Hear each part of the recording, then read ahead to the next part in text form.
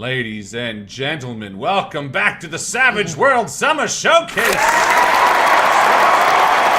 name, as always, is Mr. Harry Guthrie, and once again with my lovely wife, Mrs. Joe Guthrie. How are you doing tonight, Joe? I'm doing super great. How are you, Harley? I'm doing great. I already said that, though. Well, I just need to know again. I like reassurance. I think it's important to hit that beat as many times as possible. That's right. Tonight we are joined once again by three amazing creatives. However, if this is your first time watching the Savage World Summer Showcase, welcome. You can jump in at any point. So if you've caught tonight's for some chance, continue watching. You don't need any previous experience. But we've been doing these all summer long.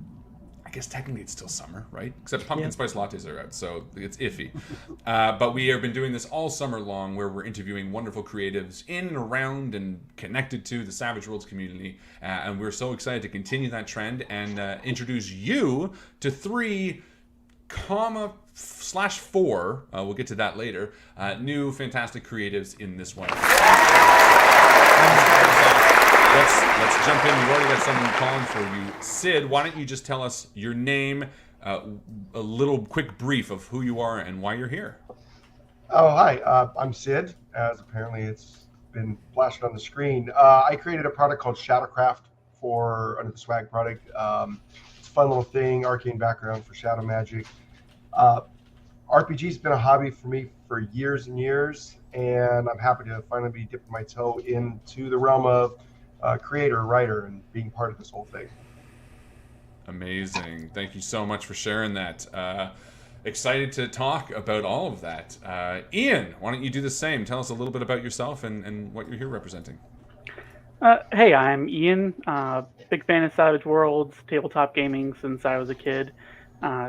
Definitely always wanted to contribute a little bit of something. So I'm here for the fantasy add-on Shapeshifting and Metamorphosis, which expands on the shape change power. And I should mention that I co-authored this with Cyril, who is the mastermind behind all of the fantasy add-ons. So definitely check him out because he's a genius. So big shout out to Cyril. I almost said cereal. But also cereal. But also cereal. Check out cereal because it's awesome. If you haven't. And Sean, same to you. Let's hear a little bit about, well, I guess your name and why you're here and what you're representing. Hi, Sean Tate Berger. I'm a longtime Savage Worlds author. I have written Dawn of the Daikaiju for Pinnacle, Rippers Resurrected Expedition Amazon, Arcane and Mysticism for Savage Rifts. But sometimes there's ideas that, you don't want to take through all the process of getting approved by a publisher or studio or that sort of thing. And sometimes it's just fun to go ahead and write something short and sweet and get it out there and get some immediate feedback from the audience. And so I am today representing both the Scheme Pyramid, my Electrum selling, how to describe it, Oracle, and new product, Legend of Chiake, which I threw together when Legend of Ghost Mountain had to go on suspension, because I want some wuxia action out there. Hells yeah, I think we all do. That's awesome. Very excited. Starting off the top, Sid, we now know what you're representing, and I can tell from some of the comments that some of the people know you. The Hamster of Doom seems very excited for you being here. Why might they be excited? Specifically for you, are you aware of this? It is my immaculate facial hair that everybody's here to see. You can see that. You can see that. It's pretty on point. Very tight. Shadowcraft, right? Yeah. Tell us about it. Okay, so Shadowcraft is an arcane background, basically at the core. I put this product together, came from a group of ideas that I had, some of which was even mined from previous editions of Dungeons and Dragons, the game that we've all played, but we don't anymore because Savage Worlds is way better.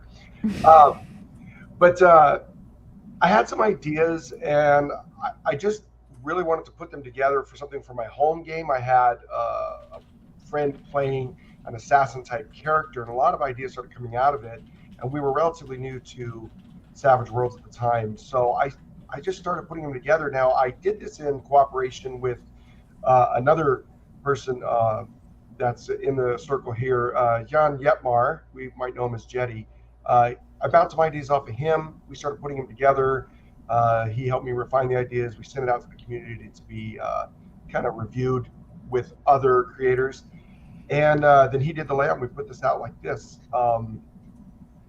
Like it says, Art of Shadow, it's primarily a fantasy product, but it does have applications you could use in, maybe more modern urban fantasy or other similar things there. So it's kind of a labor of love for me, but it did get my toes in, and I'm actually working on another writing bit for Bardic type magic in a fantasy setting. Wow, Very that's cool. awesome. I see in the book there's a tattoo companion. What inspired that? I mean, we've seen kind of a resurgence of magic tattoos. They've always been there, and tattoos of that nature. What made that sort of jump out to you as something that need to be included? Well, apart from liking tattoo art in general, the dragon marks from Eberron were kind of an inspiration for that. And I think also, like, there are some martial art adjacent type themes with, I'm thinking of the old monk classes and that of other fantasy RPGs that they had similar things, body markings that were either consumable or reusable that would allow them to bring about magic that were different from the typical potion, scroll, magic wand, ring, that sort of a thing. So, and I think it fits the theme a little bit because, as you see, everything on the page is black and gray and dark blue. So It's a beautiful, beautiful looking piece. So well done Thanks. on that. Yeah, In what ways does this this background kind of differ, apart from the tattoos, from like a standard rogue type build? it specifically deals with manipulation of shadows and darkness, whereas rogues tend to be a broader term that apply to, thieves and even drawing a blank on the word, but debutantes, people who might be manipulative, not necessarily thieves, but this charisma based, sneaky folks. Right. This one specifically deals with somebody who is tapping into, quote unquote, the dark side. They're looking for the magic in the darkness. They're looking for nefarious deeds done outside the light of day.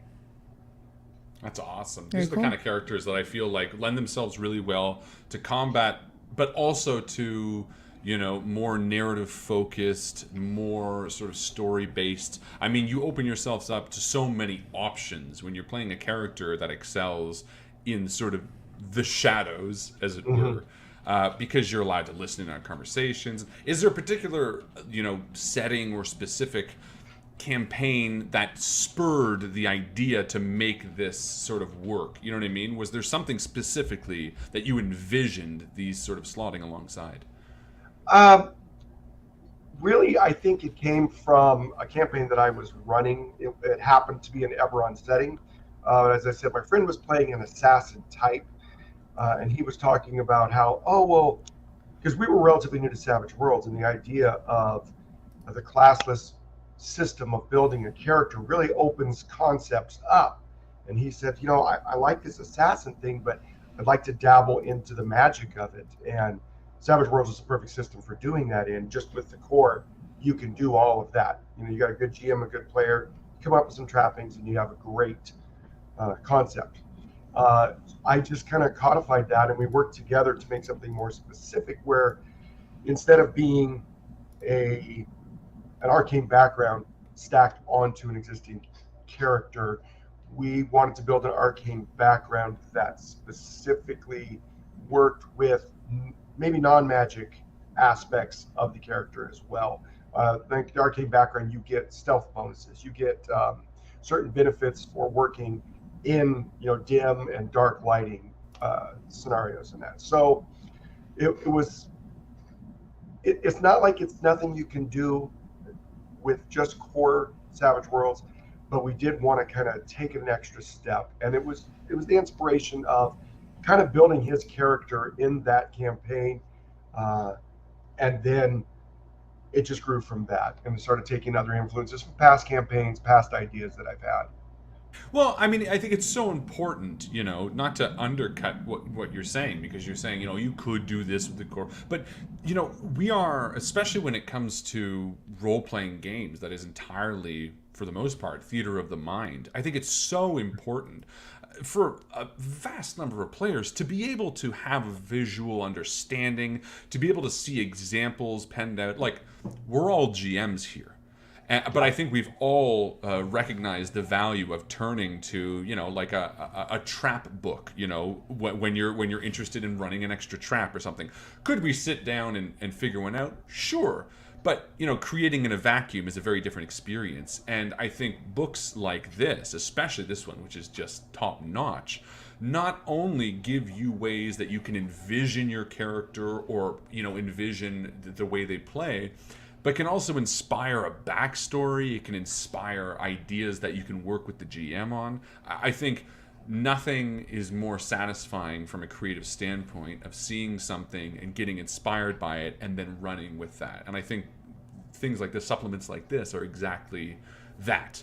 Because even looking through, I'm like, in a vacuum, I wouldn't think of making a character. And then I look at these pictures and I'm flipping through this and I'm like, oh yeah, I could make that. Exactly. Or like, I could do that. I'm thinking, like, where does the shadow come from? Like, what is it from the character?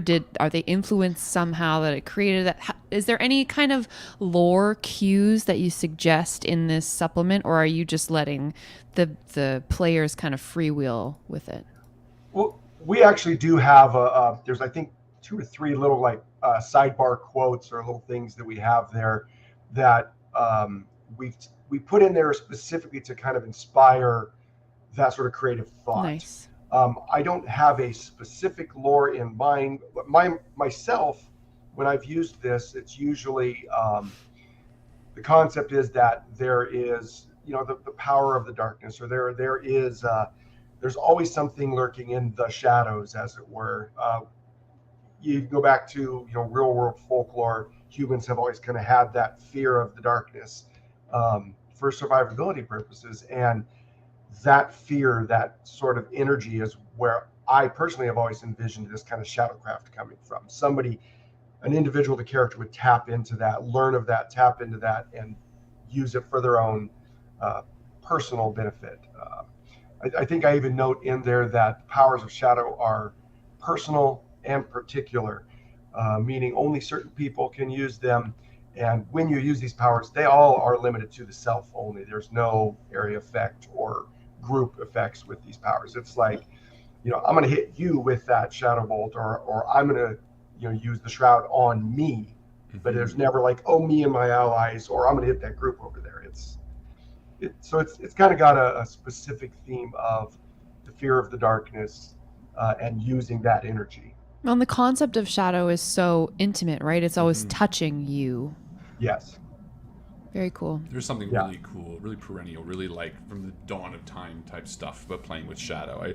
I think it's something that, we often see, RPGs trying to create lineage and history from places and times that have existed before.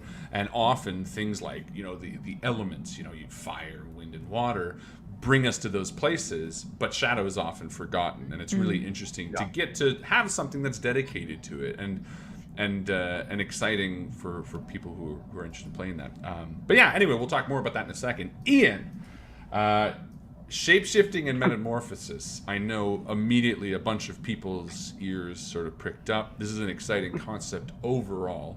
Why don't you give those of us unaware a little bit more in depth on what exactly this entails and what it looks like? Yeah, so shapeshifting and metamorphosis is an expansion on the shape change power from core. And eventually it's going to take into account the fantasy companion as well, but Cyril has quite a backlog on the fantasy add-ons to get through, so he's getting through it. But for now, there is a little bit of redundancy with the fantasy companion. But our philosophy approaching it was that we view core shape change as a multi-tool. It gives you a lot of variety of options for everyone who takes it, but it's not also necessarily the best tool for a given character concept. And that's not a any kind of critique, the core rulebook can't devote 47 pages like we did just to shape change. So I mean, we had two major goals. One, what are character concepts we want to see that aren't 100% supported by core shape change? For instance, someone who can only turn into one thing, but can do so for a lengthy period of time. And then we also looked at the base mechanics of it and went, so based off of what shape change literally does without any connotations of the name or anything like that, what else can we do with it? So, I mean, we feel like we've been able to address, a standard concept, a shaman who can only turn into a hawk, but can do so for hours or days to scout. Or a surprising concept where we figured out that we could basically make summonable power armor. You activate a magic medallion or like the suitcase from Iron Man, and you now have power armor that is replacing your strength, agility, and vigor, like you would like a power armor from various sci-fi setting. Interesting. Yeah. And then an absolutely wild concept that is like on the very last page of the book, a swarm of flesh-eating moths. I mean, well, that's always the draw, right? Is like variety. Yeah, absolutely. And you nailed it, obviously. The book couldn't expand 50 pages of just every version, but, similar to what we were just talking about with Sid, it's important to have these things presented with options that people might not think. Nothing's more satisfying than flipping through a book like this, coming to a page and going, oh, this is cool, or this is what I want to do, or this is an enhancement of what I had dreamt of for my character. And I mean, coming up with all of those and sort of thinking through all of the options, it seems like a daunting task. Yeah, there was a lot of back and forth between Cyril and I, going over. There's a couple of things that we wanted to hit. We wanted hey, you can definitely turn into a werewolf. You can turn into various dinosaurs. Those old chestnuts. Turn into basic animals, hawks. There was a badger on the first page. Cyril added most of the robots, and then Plants the flesh eating as well. Yeah, and the flesh eating moss was was specifically something I contributed. I'll take that credit. But yeah, like the Grove Guardian, Tentacular Fungus, all Cyril. So what kind of sources did you two find yourselves pulling from to sort of populate this? Because obviously there's the way of, okay, well, here are all the monsters and now we'll just create them. But in some of the examples that you've done, talking about sort of the functionality of them and how they're different, that takes a bit of stepping back and kind of looking through folklore and looking through movies and comics and being like, okay, here's how some sources have, portrayed this. Here are how others. Were there specific sources you found yourself diving into that were surprising? So there were some basic ones. Let me see if I have So we, I already mentioned werewolves. We also wanted to talk a little about Loki and Sun Wukong and general druids for D&D style, and superheroes. Even though there's the superhero companion. So because there's a huge difference between being say Beast Boy from Teen Titans and being one of the kids who turns into wolves in the Dresden Files. Yeah, exactly. And I think those specifics and understanding the differentiations, especially when you're sort of making that compendium for people looking for that, are important, because if you're a fan of this, if you're somebody who says, okay, I want to play a wolf from, this specific type, if not in the book, then you at least want to have ways that they could alter or make that version of what they're looking for. And again, that requires a fair amount of, and finding the line too, because you're not quantum leaping this. You know what I mean? That's like, well, that's not really metamorphosis or there's kind of got to be lines where you're like, well, it's not what we're doing, but we kind of want to pull back. Like when you mentioned that power armor thing, from that's kind of my question. I mean, tangentially, but to me, metamorphosis, shape changing, those are some of the game breakiest abilities that you can endow your PCs with as a DM, right? Like being able to shrink so small that you can fit inside the keyhole of any lock, or fly up the side of a building to the top level that you had anticipated your characters would take 3 sessions to get to. Do you kind of structure the allocation of abilities based on level, or how do you give the DMs or GMs any guidance in how to sort of roll with characters that are excited to mess with your plans? So they're actually both. So so the core shape change power, that's limited by rank and size. And so part of the point buy goal was that, for instance, let's say you really want to turn into a horse. That's actually a pretty hefty investment in the core shape change power, just due to the size alone. With this, you're doing trade-offs. The horse doesn't have that much offensive, so we have a point buy system. You have X amount of points to build your creature and turn into it, and the points are less than if you were looking at something like race building or summoning a companion, because you're adding this onto stats that you already have. You already have your mental stats and your mental skills. So we don't want to add too much onto what you already have. So there are some rank limitations. We also have guidance. If you're doing, say, a partial transformation, if thematically you're not a person who turns into an armadillo, but you want the ability to have like armadillo scales to protect yourself, we suggest to just take the protection power, and that's your trapping for it. So don't look at shape change as the one-stop shop for everything that you want to do, because you have a different narrative there. And I mean, not to say at the end of all of this, it's a conversation that you can have with your GM as well. You know what I mean? Like how far they allow you to take it, and you outline this in the book on page 8. You talk about sort of dealing with overpowered things, which is an important thing for everyone to read. I think there is power gamers exist no matter where you are. But I think when you're sitting down with the right group, especially if you're somebody who is interested in purchasing this or checking this out, most of the time you're diving into it because you want to tell a particular type of story or because you want to fulfill a particular type of fantasy. And hopefully the Venn diagram of the people that just want to trounce over everything and the people who really want to feel like a wolf aren't necessarily 100% overlapped. But regardless, the GM is there to facilitate that and say, no, because that's what we do best as GMs. Speaking of people who say no a lot, in the opposite way, Sean, you have... Good segue, babe. Well, I had to make sure that I wasn't just laying into Sean. Sean, let's expand on Scheme Pyramid to start, because I think this is something that it's immediately got buzzword, to everybody listening. And if you don't know, I know we're excited to hear more about it.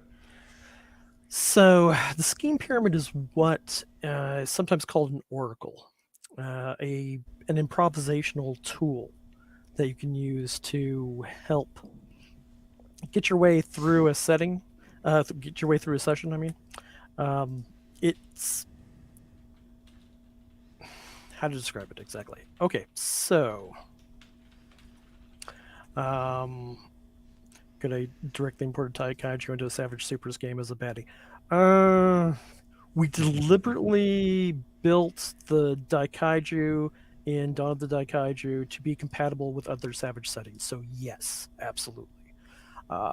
If you wanted to build a Daikaiju superhero, you'd probably want to go through the Superpowers Companion itself.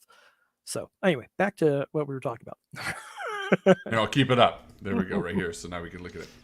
All right. Wine and Savages, by the way. Yeah, Wine and Savages is the name of the blog. Started about 10 years ago.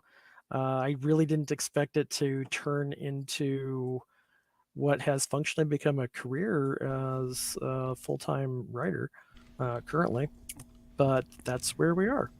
People liked what I wrote and hired me to write stuff. But in the meantime, I still like to produce content like what I would have done for the blog.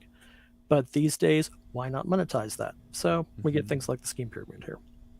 Okay, so with the scheme pyramid, it allows you to condense several sessions worth of adventures into one session, which is a boon for some people. Not everybody is going to want to do that, admittedly, but sometimes you want to jam as much action in there as possible. I mean, let's be honest, as we get older, that kind of becomes the norm. Exactly. Where it's like, look, I can only meet once this year. Let's do it. So You look at your watch. exactly. So you lay out a spread of cards, and in a pyramid shape. Each card is keyed to a different set of skills. So spades are agility-based skills. Diamonds are smarts-based skills. Hearts are spirit-based skills, and clubs are wild. You can choose any type of skill to go with that. And everybody in the group has to play a different card each round, moving upwards, condensing together. You begin with each of you on your own doing separate tasks. You end with everybody combining together to support each other. Will support whoever's chosen in one final major task before presumably moving into a combat scene. And each card is basically a scene unto itself. So say I got a spade there. I decided to go with driving as my agility skill. So let's say it's at the bottom of the pyramid. It's my turn alone. I'm only going to make the one driving skill roll, but it's my chance to tell a story before handing the reins over to the next player. Right. So in this case, it's a matter of, say, I make my driving roll and say, in order to distract the cops away from the heist that we're pulling, I jump into my yellow Fiat, pull out in front of the lead detective, wave at him, and then head off on a high-speed chase that leads me way over to the other side of town. So this gives a lot of freedom in terms of, like, you know, how far you want to take it to a degree, so long as it's centered around that point. Sometimes This people must like lend to its- make it really make everything more connected. So it's like just a tier would be different aspects of the same scene. Other people are going Yeah. to want to expand things. But you were saying, No, I was going to say this must lend itself really well to, like, convention play. Was it sort of built around that? Have you got to run it much at conventions? You know, because I mean, this is the kind of thing, you know, especially when it comes to convention, you want a game that's memorable, that will have you walk away from the table going, "Oh, that was something different." How does Portable. this- yeah, exactly. How does this lend itself to that? let me be blunt. I hate preparing for conventions. Don't we all? So just having something that I can riff on to do improvisation is fantastic for me. It works. I mean, putting the perfectly onus at on the conventions. players too is kind of nice to tell some of the story, right? Yeah, but it also involves everybody. Yeah.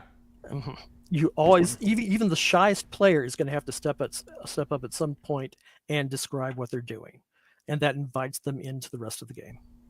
It's exciting. What an interesting concept. How did this come about? I mean, the sort of nature of it. Was it like, okay, we only got this much time to do it, we need a way to move through encounters faster, or was it, you know? I can't take complete credit for it there because there's an ACES setting, Freedom Squadron, and the writer behind that came up with a concept called Plans and Operations. I liked it a lot, but there were things I thought could be done differently. So tweaked that, brought it more into a generic, able to be used in any kind of setting concept, and put it out there.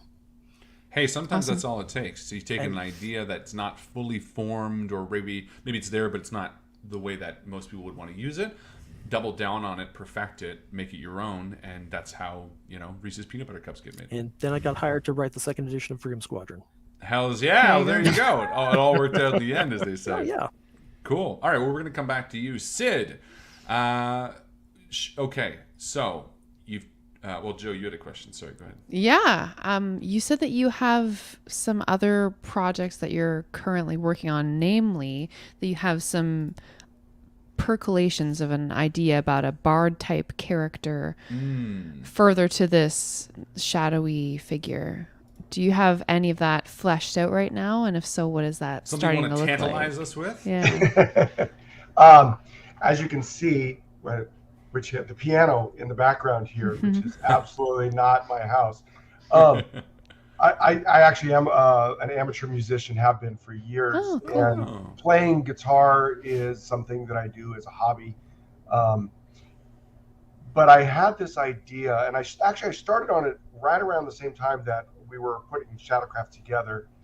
And the idea was that, I mean, there's lots of different ideas of what a bard is, both historically and in RPGs. Different RPGs handle it different ways, etc. An idea that I had, though, is I like the idea of building and maintaining arcane powers within the system, especially the idea of, if you go back to some editions of other RPGs that we won't name again, that they often tend to be support characters, providing buffs, defenses, that sort of thing. Sure. And I think Savage Worlds is a great system for that. It's a system that really requires teamwork in the party. It's hard to have that solo one person that does it all. So to encourage that, I was thinking of building an arcane background wherein the bard, through their musical performance, whether it's on an instrument or vocally, a cappella, whatever, would start a song. And it's just an ordinary song. There's no magic in it. It's just a song. And then as each round goes by, they can add an element to it, add a note, add a melody line, add whatever, and that's where the magic starts. So they would make the arcade background roll or whatever mechanic we would use, spin the appropriate PowerPoints, and they would add in to their song another effect that maybe all their allies would get, bonuses to rolls or defensive bonuses or possibly healing or whatever effects that are, you could think of. And Interesting. Obviously, again, from Suede core rules, you could do all of these things. My idea was to try to put them together into a system where it's a little more spelled out and easily accessible. A lot of, I think, what these products that all of us do they do inspire each table to have their own use for them. And they might say, oh, that's an interesting way to look at the rules and use them. So that's kind of what I've been thinking about for this bard thing. And well, you're also taking your real life experience and incorporating it into a way that feels more authentic to a musical, like I also play instruments, and there's something nice about the idea of not just playing a note and that kind of being the extent of what you're doing, but building chords and building harmonies and sort of working on top of what you're doing. And I think that lends itself well to having multiple spell effects and things like that, which I think, honestly, and a great example of what we're talking about, you mentioning that, it flips a switch in my head that says, oh yeah, like why hasn't someone done that? And why aren't people looking at like the bard class from a more musical perspective rather than a purely, or like from a different perspective? And I think that's what's so wonderful about, Pinnacle, incorporating all of these, or rather encouraging all these people to create new ways of telling stories and new paths to take, is that it really creates a community, a culture around wanting to sort of lift each other up with new ideas rather than tear each other down, which is really exciting. Absolutely. But that's really fascinating. So that's just, it's the fledgling stages now. It's just sort of on the back burner, bubbling away. That Google folder has not been open for probably 4 or 5 months now. So, but it's got not other gone. things working. Now people are going to be bothering you about it. They're going to be like, Sid, when's the bard coming out? When's it coming out, Sid? Have you ever played a bard type character in a campaign before? Now that's a difficult question for me to answer because, as much of the audience knows, I am an elderly. I'm not that elderly, but I'm one of the older RPGers that I know. And after 40 years of gaming, sometimes I don't remember all the things that I've done. That's fair. But yeah, I'm pretty sure that I have. Oh no, specifically yes, I did play a character in third edition D&D that was a bard. Ultimately, because when I created the character, it didn't have the stats to support a bard, but that was her lifelong goal, was to not only live the stories but tell them back. And right around the end of the campaign, I managed to get my stats up enough that I could feasibly take one level of bard, and everybody was like, "What are you doing? Multi-class Nice. penalties in this?" I said, "It's the story." Hey, at the end of the day, that's what it's all about, telling a great Yeah. story. That's awesome. Yeah. Good Very perspective, too. Ian, so we've talked a little bit about this product now. Where is it? Is it out? It's not out yet, right? It's Shapeshifting and Metamorphosis. yeah. But that's available now. Oh, but it is available now. Yeah, but Okay, perfect. probably would be better bang for your buck to get it in the bundle. This is what I was coming from. So there is a upcoming or a forthcoming bundle of sorts. Can we talk about the bundle? Is it a Can secret we talk bundle? about the bundle, Ian? Ian, can we talk about the bundle? Ian, what's the bundle? We're all in so- the bundle, I think. Yeah, Oh. we're all in the bundle. It's organized by That's Zadmar, cozy. Richard Woolcock, who's the Savage Worlds homebrew legend. Yay for Richard! A new And, hype. What's better than that, eh? That's so get it in the bundle is what we're saying. What's coming next? I mean, as somebody who's played this game, found something that needs to be expanded, you must also have sort of things trickling away. Is there another thing in the same vein that you're hoping to tackle? Is there something completely off the wall, new and different that you want to do? Let us into the mind of Ian. I have pretty bad ADHD, so I have a slew of corpses of started projects. Nice. But something that I'm really keen on putting out myself. One is a particularly arcane background. The whole premise is using the arcane background structure to make a mundane warrior who essentially treats powers as more like maneuvers and stances than explicitly magical, which requires a lot of fine tuning of the trappings and everything like that. What an interesting concept, though. What made you inspired to do that? You know, stripping it all out and just wanting to do the bare basics. So that really comes from. I always felt that if you have wizards in a game, you should also have the exceptional but not necessarily magic by the standards of the setting hero. So it's one thing to have someone who casts fireballs, but sometimes someone just wants to be Hercules, or Gilgamesh, or Cuchulainn. So the idea is that you can still do amazing things. You can leap over a tall building with a single bound, but if you're in a setting where someone can cast a spell, that's not going to work. Expand on that a little bit. I'm having a tough time picking that up. What do you mean to say? So wizards are there, obviously. We know that class well. How do you create somebody? I mean, I know you haven't. I know it's just sort of the fledglings, but I'm extremely interested, and I'm sure other people in the audience are as well. So how do you sort of figure that out to balance that alongside in a way that makes it feel still powerful?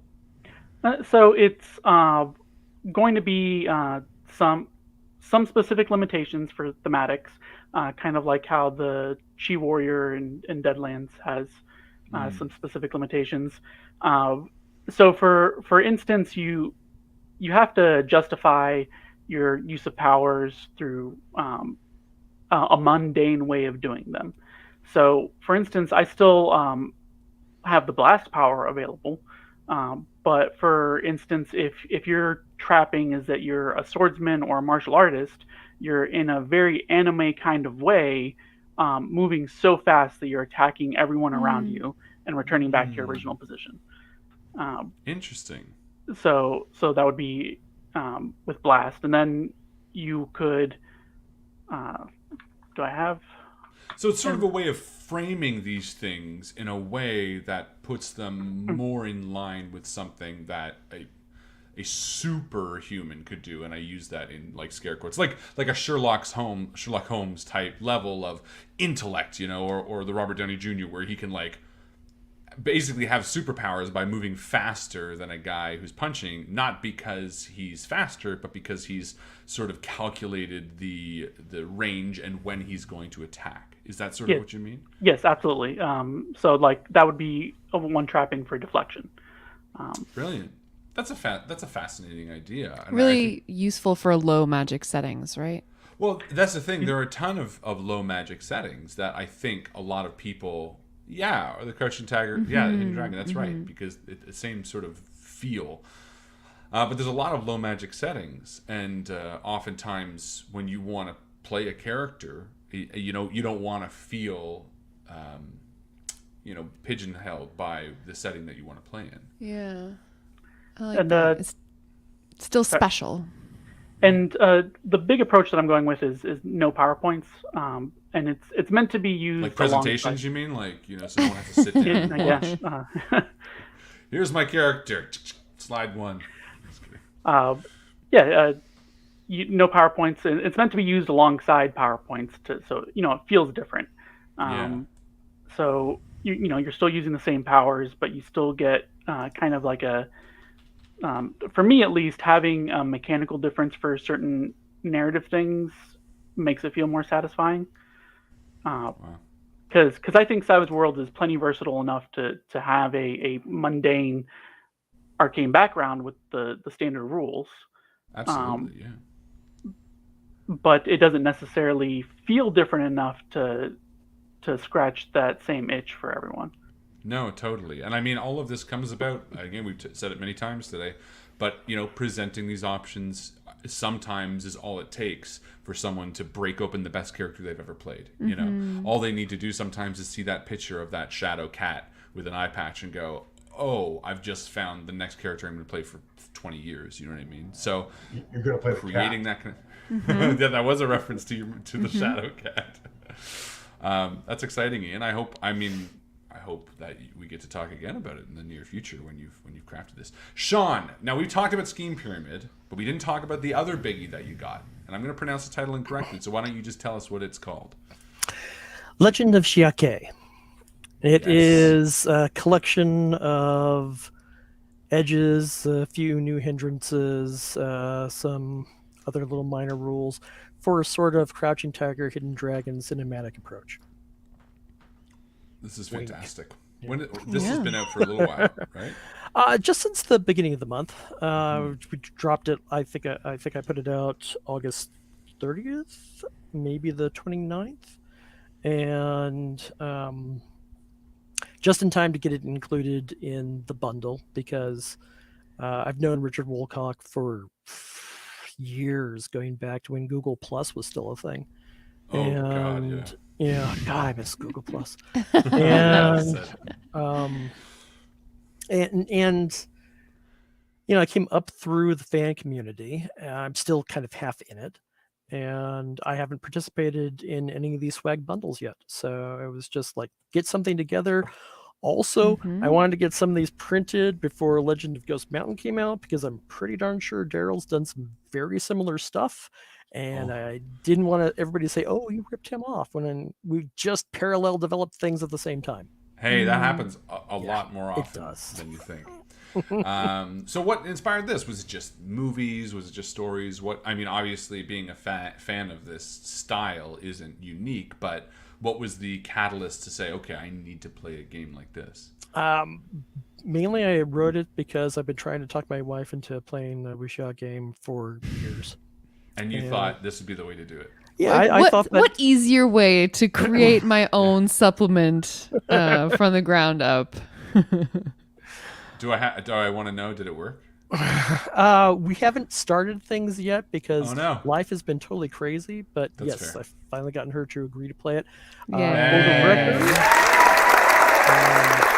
the record, my wife and I have been doing duet games together for 20 years. That's nice. What kind of, do you play Savage Worlds? What do you play? Do you play everything? Yeah, we started off with Old World of Darkness, Mm. specifically the Year of the Lotus anime-inspired stuff, and then moved on to the Cinematic Unisystem, which is a very good system. Shane Hensley wrote their Army of Darkness supplement. And Nice. I got sick of just rolling the 110-sided die all the time. So we looked around for another Shame. system, found Savage Worlds, and we've been playing that since. Oh, that's awesome. She Yeah. is my co-author on a lot of things. She wrote most of what is it called again, hun? Yours Rift supplement? Should get her Blood on here. Yeah, Blood and Banes. Sorry, Blood and Veins. the name just suddenly fell right out of my head. And so we've done a lot together, but I just do these little things on the side for my satisfaction. Oh, Sure, that's sure. exciting. So- I hope she plays it and enjoys it. It seems like she's, been gaming like with you for 20 years, as you said. Why the reticence to the wuxia style? Why did you have to pull teeth to get her on board? I don't know. And I don't want to fight about it here. So I'll talk about I'm it gonna later. get you in trouble. Holds up a little sign. Come. Because we're both fans of Crouching Tiger, Hidden Dragon, the movie, and all of Zhang Yimou's movies like Curse of the Yellow Flower and Our Hero, and the one that's actually my favorite, and I can't remember the title of it at the moment. Ain't that always the way? Mhm. Yeah. I mean, and sometimes it happens, even if you're a fan of something, you just don't want to, tread in that territory for multiple reasons. Maybe it doesn't communicate well, maybe it doesn't come across in the same way. But obviously, building something from the ground up that allows you to do that is kind of the easiest way to be sold on it. Absolutely. It's fantastic. And this is also in the bundle. Yes. Bundle. So I guess the theme here is get the Go buy the bundle. Go buy the everyone. bundle. Buy the bundle. What else do you have coming up? You said you've worked on some longer stuff, some shorter stuff. Do you have anything in the chamber right now that you're going to be working on in the next couple of months? Well, I've got a couple things going professionally. So I've been working with Sigil on certain projects. I'm not sure how much we can speak about it, but Ooh, there's an hush, hush. upcoming setting that I've done about a third of the book for. Hmm. Nice. Mainly the rules stuff. I know that people know it exists. It's Moto Bushido. It's samurai on motorcycles. Oh, yeah. We've interviewed Mari. What's her name? Mari Murdoch. Yes. Mari Murdoch. Thank you. Yeah. We spoke to her about it. Very fantastic. Yeah, sounds good. Stuff. Very Yes. cool stuff. So I've been kind of handling the Savage Worlds mechanics side of that. That's exciting. And then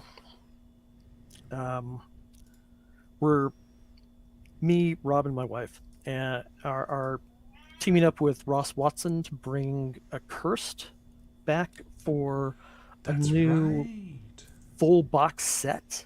Yeah, we spoke to I- Ross I- a few weeks ago on here too, as well. I don't know how much we can talk about that at all, but Ross yeah, spilled right now, all the beans, so you Okay. can tell. Put it this way: just blame Ross. Be like, yeah, "Ah, we're still doing a lot of brainstorming and everything, getting started on stuff. We've got some exciting, fantastic ideas. I'll be writing the plot point campaign because nobody else wants to write it. can't blame him. And yeah, I like plot point campaigns. I enjoyed writing them. And I'm probably going to get back to Legend of Shiake and expand it. So if you buy it now when it's super cheap, you'll get even more for free later on. Awesome.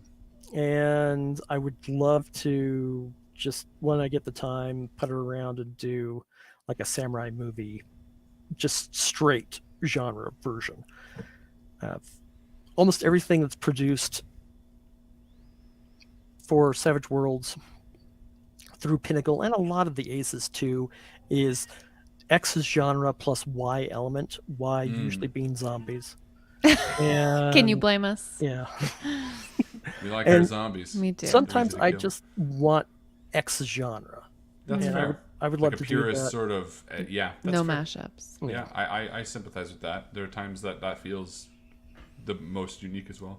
And there aren't that many supplements out there for any game that are straight Yojimbo Legend of Zatoichi style grubby samurai movie stuff. There's a few. I'm not saying there aren't any, No. but most of them tend to go for the big Sengoku giant battles of army stuff, and I don't. Yeah, I give want us a that. I small, want- intimate sort of portrait where you can sort Exactly. of, tell your story within that setting. Totally agree. Well, write it, Sean. Come Yeah, on. we're waiting. We'll buy it. That's exciting. So, ladies and gentlemen who are watching, we are just about to wind down here with our last questions, but we do want to let everyone know that there is an interview coming right after. Stay tuned. With Ben Giles or Giles. I've never actually heard his name out loud. Probably Hard G or Giles. soft G. Oh, I've only ever read it. We'll go with Giles. oh. It could be Gillis.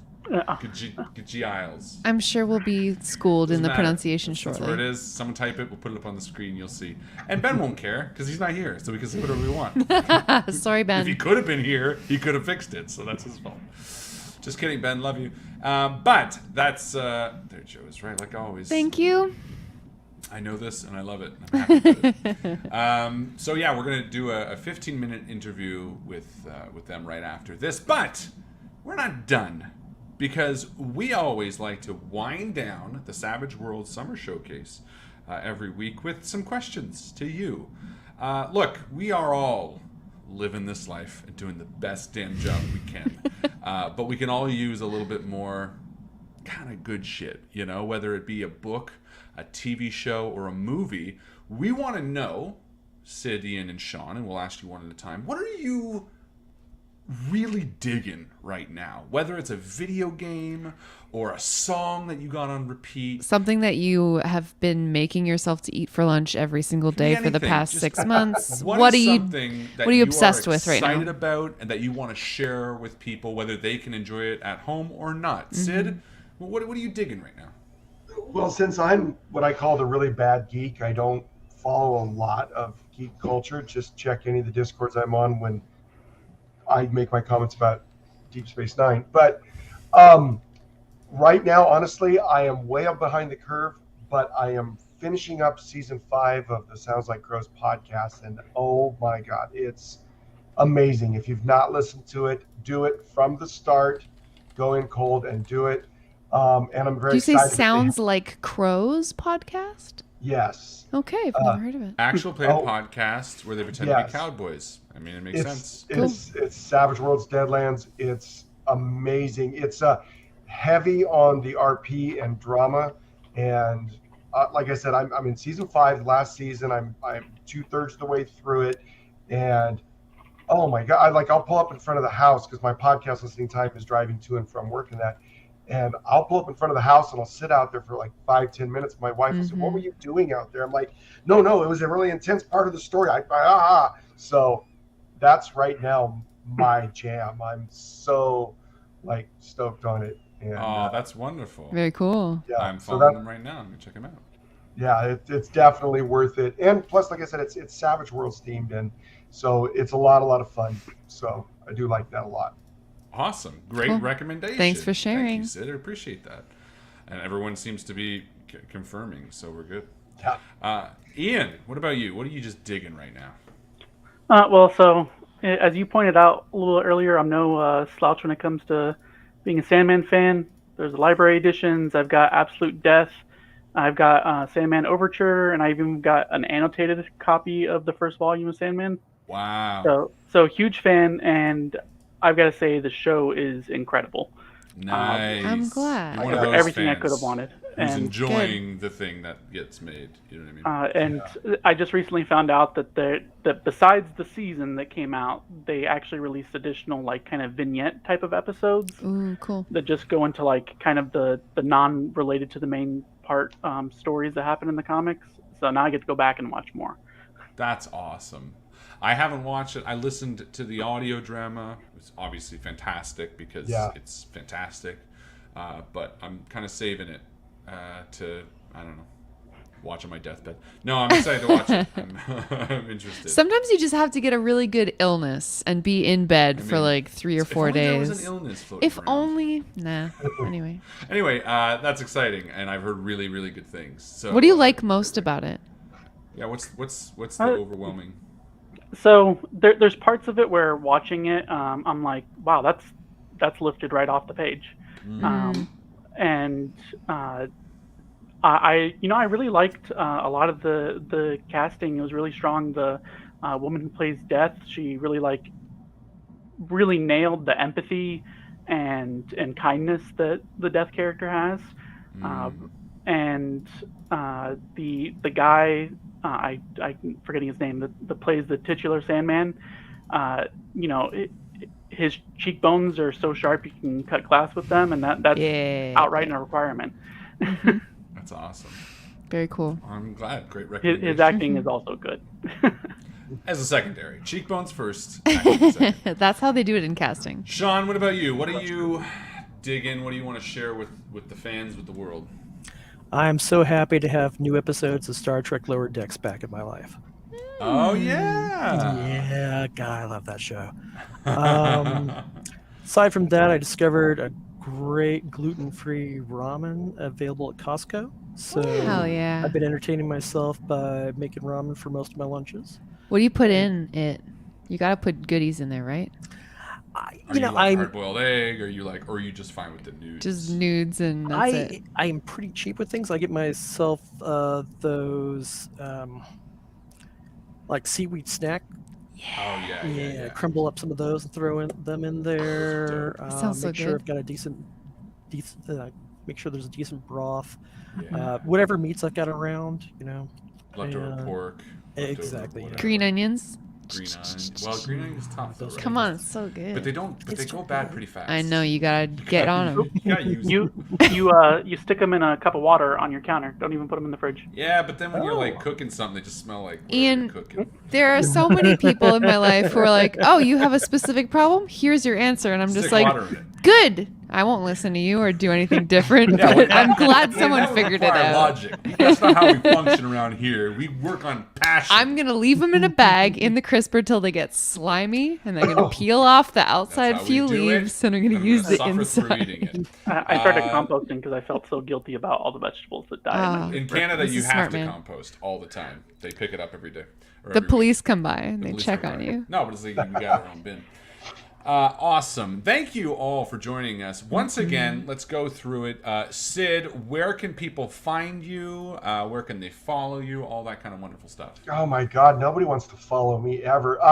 Basically, you can find me on Discord. That's really my social media presence. I'm on the unofficial Savage Worlds Discord. My name changes there from time to time, but it's usually some version of Squid, SKWYD. But you'll find me there, and if you really want to talk to me, then there's where you can get me. Amazing. Ian, where can people find you, follow you, all that kind of stuff? I'm in the same boat. I just BS about Savage Worlds on the unofficial Discord constantly. BS also- in a good way. Yeah, Yeah. and also constantly on the Ebron Discord because that's my second main jam. It's your jam. Cool. If you need an SAP functional analyst, you can reach out to Alloway Consulting, but that's Oh, not there you quite as go. interesting. Get that. I don't know what half those words mean, but that's a thing. SAP analyst. If you need one, you know you need one. If you know You know what if it you, is. If you know what he's saying, then you know you need one. Amazing. And Sean, look at the cat. What? Where can we find you and follow you? I'm on Facebook. I'm on Twitter. Since I've got a professional presence, I'm just there under my own name. I'm the only Sean Tate Bircher on the planet. Nice. So- And For also on the unofficial Discord recently too. I just actually became involved over the last couple of weeks. I'm not huge into Discord as a concept, but But you came around. I came around to it. And I had to grab the cat Harvest. because you can't see it, but he actually knocked over the green screen, so it's kind Oh. of laying on top of me at the moment. Oh wow. No. It looks good though. It doesn't look any different. Flawless. Amazing. Well, thank you all for joining us. Remember, we're not done. We still have a video, but For myself, my name, as always, is Mr. Harlan Guthrie. I have a horror audio drama called Malevolent. You can find it at malevolent.ca. Just surpassed 500,000 downloads. It is part of the Rusty Quill Network. If you like spooky things, Cthulhu, Lovecraft, check it out, malevolent.ca. And I, as always, am Mrs. Joe Guthrie, the recently married and whatnot. And I'm the host and DM of Dice Shame podcast. We've just entered our second season. Episode 152 came out today. So if you are into actual play podcasts, definitely go and check that out. Thank you to all of our amazing guests. Well, we ain't done. We're gone, but you're not. Chris, Stick around. Do you want to cue up that video that I noticed has been missing from the lower half? Oh, no. And Hey, kick us out? Savage World Summer Showcase Wildcards. We've got a special guest through the magic of television that couldn't join us during the live show, but I'm really excited about his upcoming Kickstarter and setting release for Vermilion. So we couldn't let it go by that you guys don't get to see a little bit of Mr. Ben Giles. Ben, welcome, sir. Hello, thank you for having me, Chris. You are crystal clear coming through all the way from Manila, man. That's amazing. We've got true Savage World's reach all the way around the world. So All over. right, it's very exciting. And you're about to go on a big trip right before your big Kickstarter. So we're getting you in when we can because we're cool that way. So tell us, what is Vermilion, sir? So Vermilion is high fantasy meets the Weird West. It's two of my first loves as a kid.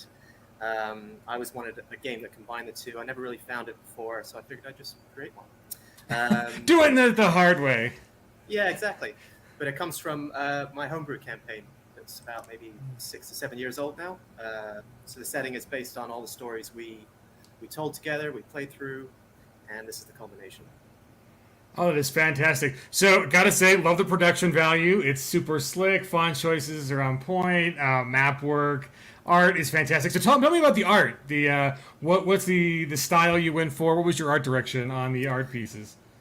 So the art. So for me, it was all about the comic book style. It's sort of like a digital comic book. It all looks quite friendly. All looks quite polished. But that's the trick. So the idea is that it's based on the sort of Gilded Age of the Americas. The idea that it hides something quite sinister, quite strange underneath it all. Ooh, fantastic. I mean, I love this, like riverboat, gigantic frogs, crossbows. I think you got something special here, and it's super exciting. The origin of this. So you've played through this. This is kind of like for your homebrew campaign made good into an entire setting. Is that how many years in the generation has this project been? Oh my goodness. So I've been writing the book maybe for about 4 years now. Playing the campaign for 7, and it's probably been rattling around in my head for maybe 10 years. Nice. Yeah, people don't often realize just like the struggle of getting stuff published and kind of the deep roots of some of these ideas. But yeah, this is super great. What made you pick Savage Worlds for it? I've just always loved the system ever since I first saw it. So I got in through Deadlands, which I think most people do, to be honest. I picked up that orange book and I saw Bruce Campbell's foreword, and I thought, well, I have to give it a try. Right? So, and I wasn't disappointed, obviously. It's a great system. You can do anything with it, and that's what really appealed to me. So yeah, we just ran with it. And my gaming group, we just loved the idea of the dice, the cards, the way that there's so many props you can use. You just really get into the moment. Yeah, that's fantastic. So, any new edges or hindrances or mechanics you wanna tease that kind of evoke your setting? Yeah, sure. So one of the setting rules I'm working on is hunting and gathering. So it's the idea of going out into the wilderness, finding these sort of strange herbs, materials, components from fallen monsters, that kind of thing, and creating your own items with them. Everybody likes crafting. Everybody Of likes course. crafting, right? Yeah, exactly. Yeah, a lot of my gamers, a lot of the guys in the game, actually just came up with that themselves. That's exactly what they wanted to do, so they did it. So we've transformed it into a rule system. As well as that, I've always loved the ideas of supernatural diseases, things you can catch. You know, things you can catch through either gameplay, start with character creation, or maybe a vampire bites you and now you're a vampire. So that I sort of worked into a hindrance system where you can, again, catch it through gameplay, but now you're awarded this free arcane background, which you can delve into. The more and more powers you get, the less and less humanity you get to retain. So you really fall deeper into this idea of becoming the monster. Ooh, that's fantastic. The and so that kind of highlights some of the internal personal character struggles. What are the macro struggles? Like, what in the characters in the world of Vermilion? What is at stake? What are the characters doing? Who are they fighting? What are the elements in the world that kind of make Vermilion sing? So this plays off of the idea of the New World, like see the Europeans coming over to the Americas. Well, this is the entire human race coming over to these two continents that are touched by magic. They're scarred by some supernatural cataclysm. In these lands, you find all these fantastical races, these old forgotten ruins of an industrial age, automatons hiding within them, that kind of thing. The game centers around hunting, so whether it be artifacts, relics, monsters, bounties, and it's basically everyone just trying to make their way in the world. That is fantastic. So let's not hold off from people. When can they get their? So one, they can get their hands on the Jumpstart now. Like go to Drive Thru RPG, free Jumpstart. It also comes with some archetypes. We'll get to those in a second that are fantastic. And then in the Swagtember bundle, there's a Cradle to Grave adventure. But the actual book, when can they get it? Are you crowdfunding it? What's the deal there? Yeah, so hoping to launch a Kickstarter last week of October, just before Halloween. So keep an eye out for that. That is fantastic. Nice. Do you plan on running anything for? I know it's pretty busy. Like running a Kickstarter is like a full-time job. So you think you can squeeze in running a game or two for Halloween? I might be able to. Halloween's actually my wedding anniversary, so let's see if we can work around that. Oh, sir, you are making a mistake. Kickstarter and a wedding anniversary. Woo! Okay, well, hopefully. Oh, so we all need to back at day one, just so Ben can have an awesome wedding anniversary and not have to worry about his right.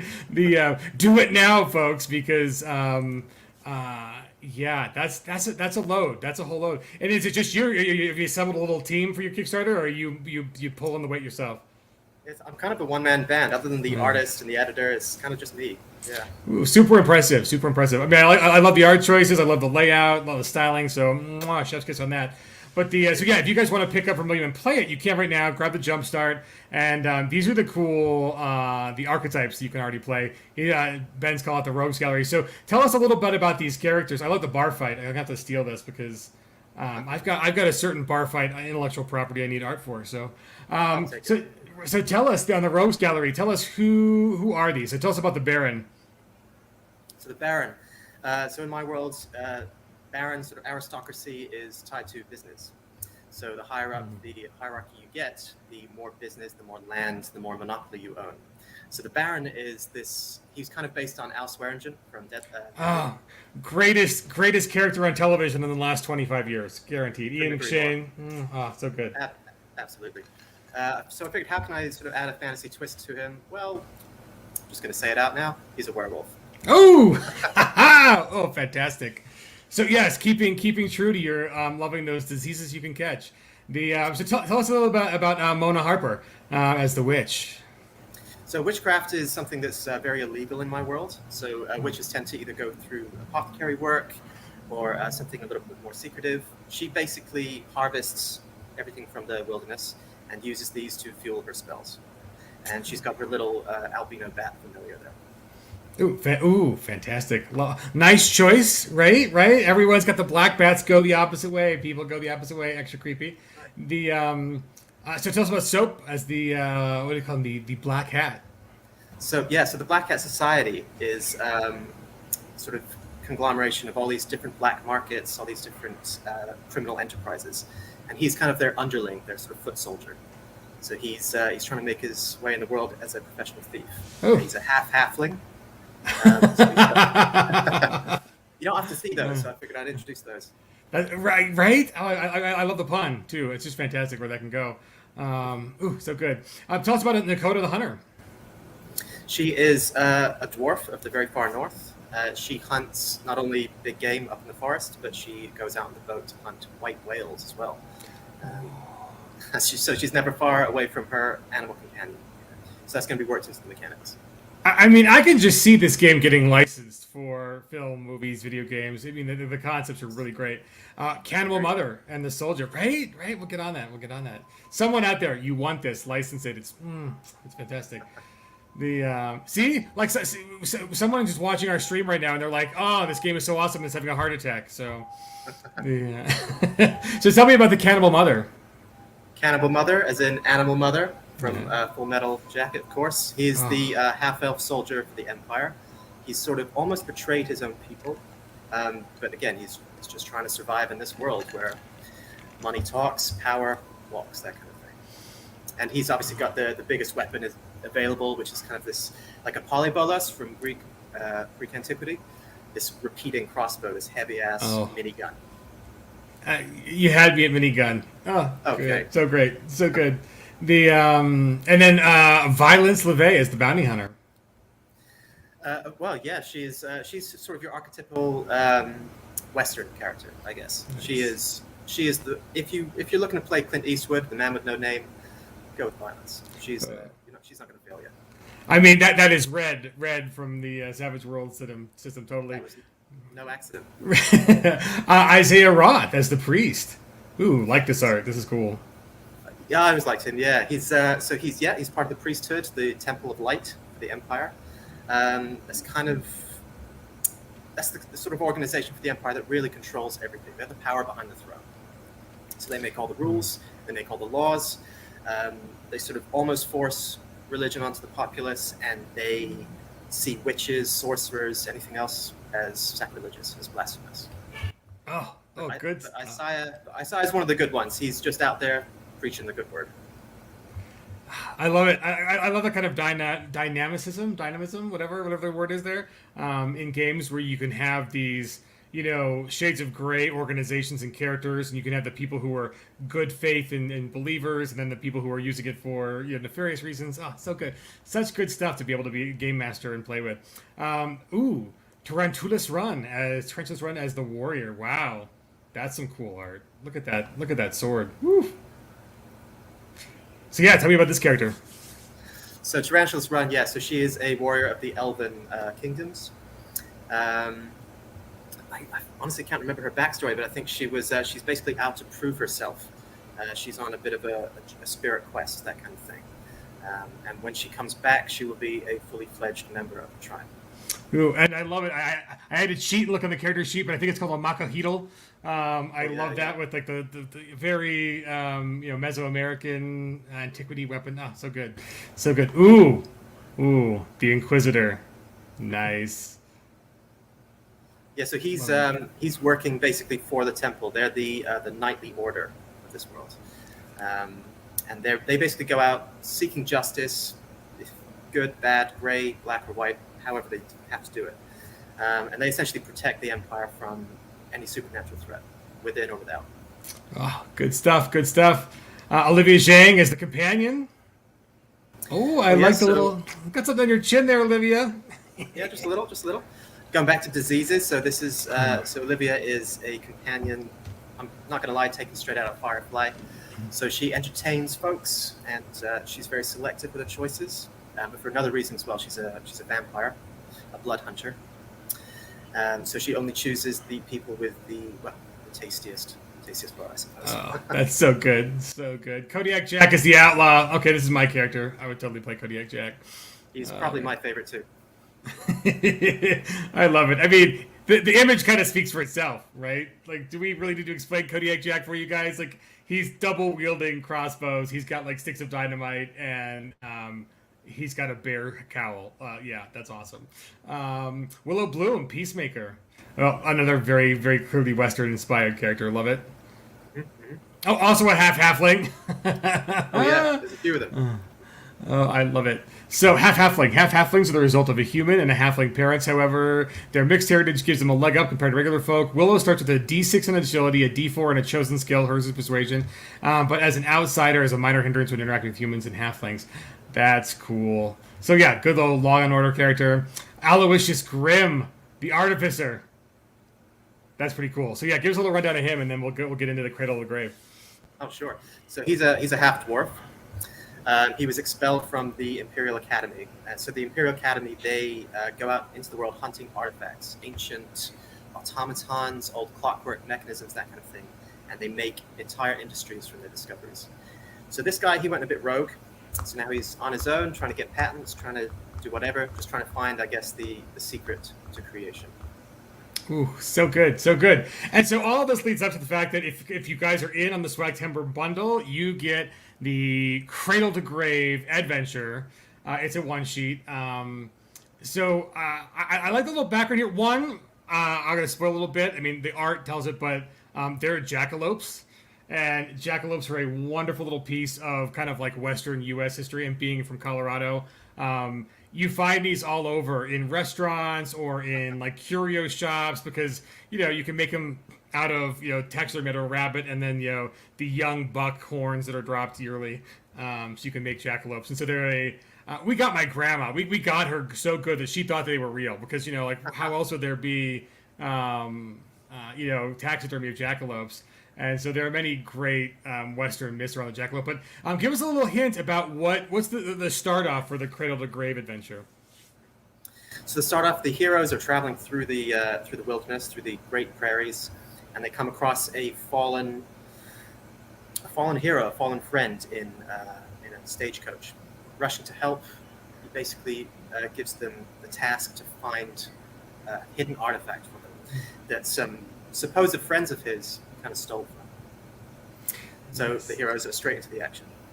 Awesome. Well, that's a good enough for a tease on Cradle to Grave. So guys, pick up the Swagtember bundle because you'll get the Cradle to Grave, and you can download the archetypes and the Jumpstart for free. So you can already be having adventures in Vermilion right now.